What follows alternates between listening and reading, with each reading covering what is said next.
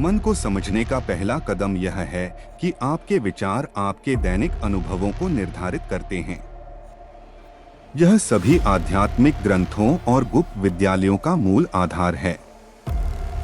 यह quantum mechanics जैसे कई वैज्ञानिक क्षेत्रों में भी प्रकट होता है। लोगों के पास कुछ विचार पैटर्न होते हैं जो उन्होंने व्यापक समाज, अपने माता पिता, समूह और संगठनों से प्राप्त किए होते हैं। फिर वे इन विचार पैटर्न को अपने आसपास के परिसर पर प्रक्षिप्त करते हैं और फिर वे गलती से अपनी खुद की प्रोजेक्शन और व्याख्या को सच मान लेते हैं। लेकिन सच्चाई हर किसी के लिए अलग अलग होती है, उनके विशेष विचारों पर निर्भर करती है। यही कारण है कि आज की दुनिया में इतनी विविधता है। विचार वस्तुओं को बना देते हैं। आध्यात्मिक विकास का एक मौलिक घटक यह है कि हम उन सभी विचार पैटर्न को हटा दें जिन्हें जब हम छोटे थे प्राप्त किया था।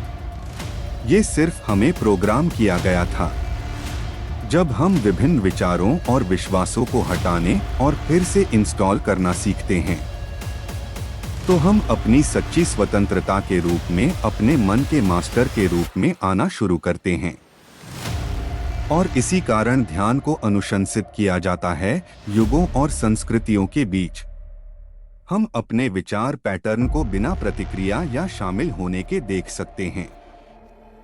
यह एकमात्र तरीका है जिससे हम विषयों को वस्तुत देख सकते हैं।